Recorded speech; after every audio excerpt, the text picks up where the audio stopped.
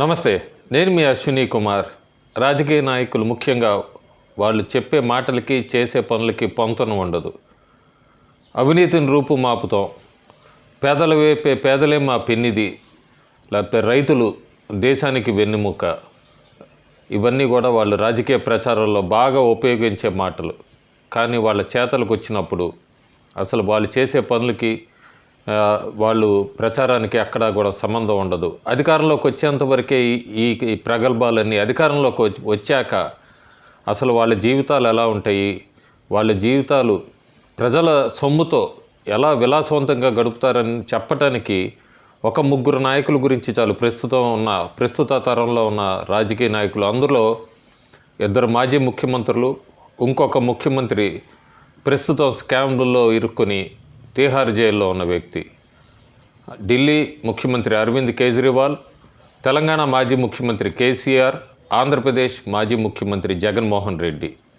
అరవింద్ కేజ్రీవాల్ అధికారంలోకి రావటం కోసం ఆ ఉపన్యాసాలు, అసలు పేదల పాలిటి పెన్నిధిని నేను, నా ప్రజలందరూ కూడా ఎంతో కష్టాలు పడుతున్నారు, నేనెక్కడా అవినీతికి తావు ఇవ్వను అంటూ ఆయన అధికారంలోకి వచ్చారు. ఆమ్ ఆద్మీ పార్టీ అని స్థాపించి ముఖ్యమంత్రి అయ్యారు.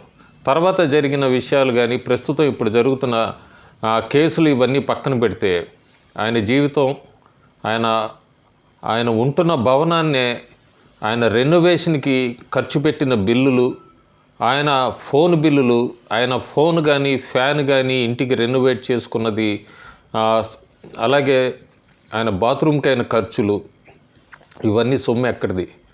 దాదాపు ఆర్టీఐలోనే మనకు ఆర్టీఐ రివీల్ చేస్తుంది ఒక్క రెనోవేషన్కే ఆయన దాదాపు 30 కోట్లు ఖర్చు పెట్టారని. బాత్రూమ్లకి, బెడ్రూమ్లకి, గెస్ట్ హౌస్లకి ఆయన ఉపయోగించిన ఫ్యాన్లకి, వీటికే దాదాపు 14 కోట్లని, అంతే 45 కోట్ల రూపాయల రెనోవేషన్ బిల్డింగ్ చేయించుకుంటానికి ఆయన ప్రజల సొమ్ముని దుర్వినియోగం చేశారని. అంతేకాకుండా అసలు చాలామంది ముఖ్యమంత్రులు ఉన్నారు జీతాలు తీసుకోకుండా, లేకపోతే గవర్నమెంట్ ఎంత జీతం మీదో ఆ జీతం మీద బతుకుతున్న వాళ్ళు, ఆదర్శవంతులు చాలామంది ఉన్నారు. గత 60-70 సంవత్సరాల్లో అన్ని రాజకీయ పార్టీల్లో ఉన్న వాళ్ళు ఉన్నారు. కానీ కేజ్రీవాల్ నెలకి 4 లక్షల రూపాయలు శాలరీ అంటూ కూడా చూపిస్తూ ఆయన ప్రజల సొమ్ముని, ట్యాక్స్ పేయర్ సొమ్ముని ఎట్లా దుర్వినియోగం చేశాడన్నది మనం 2023లో చూసాము. శేష్ మహల్ అనే దాని గురించి అంతా అక్కడ నడిచింది. ఆర్టీఐ కేసులు ఇవన్నీ కూడా ప్రస్తుతం నడుస్తున్నాయి. సో ముఖ్యంగా కేజ్రీవాల్ గురించి ఎందుకు మొదలుపెట్టానంటే, కేజ్రీవాల్ లాంటి వ్యక్తి 2015లో అధికారంలోకి వచ్చినప్పుడు మాత్రం ఆయన ఉపన్యాసాలు విని ఢిల్లీలో పేదవర్గ ప్రజలందరూ కూడా ఈయన ఒక చాలా నీతిమంతుడు అంటూ కూడా ఓట్లు వేశారు. రాబోయే రోజుల్లో చూడాలి, ఎన్నికలు త్వరలోనే ఉన్నాయి. ఢిల్లీ ప్రజల్లో ఏమైనా మార్పు వచ్చిందా?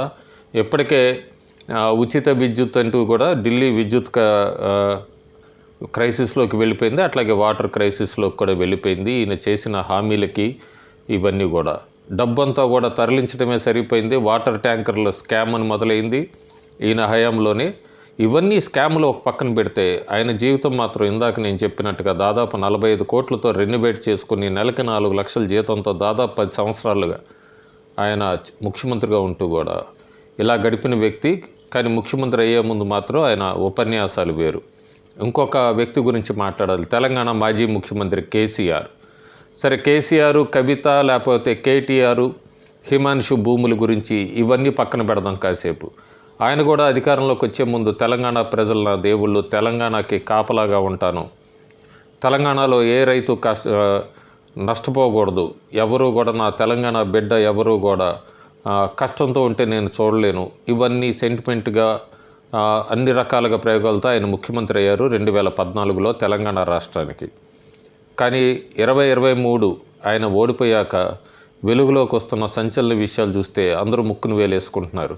నేను ఇందాక చెప్పినట్టుగానే స్కాములన్నీ పక్కన పెడితే ప్రగతి భవన్, కేజ్రీవాల్ శేష్ మహల్ లాగే ప్రగతి భవన్ ఏం జరిగిందో అందరూ కూడా రేవంత్ రెడ్డి తెలంగాణ ముఖ్యమంత్రి అయ్యాక ప్రగతి భవన్ గోడలు బద్దలు కొట్టాక ఆ లోపల దృశ్యాలను చూసి అందరూ కూడా ఆశ్చర్యపోయారు. అంత విలాసవంతమైన జీవితం గడిపిన వ్యక్తి ముఖ్యమంత్రి కేసీఆర్, మాజీ ముఖ్యమంత్రి కేసీఆర్ ఎవరికి కూడా లోపలికి అనుమతి ఇవ్వకుండా దాదాపు ప్రగతి భవన్ ఆ నిర్మాణంలోనే 60 కోట్లు అసలు అంచనా అనుకుంటూనే 200 కోట్ల దాకా నిర్మాణం ఖర్చు అయిందని, ఇటలీ ఫర్నిచర్ ఉపయోగించిందంతా కూడా లోపల 25 కోట్లని, బ్యాడ్మింటన్ కోర్ట్ ఆడుకుంటానికే 2 కోట్లని చెప్పి, అలాగే ఆయనకున్న కుక్కలు ఇవన్నీ షెడ్ కోసం 12 లక్షలంటూ కూడా ఆయన బిల్లు చూపించారు.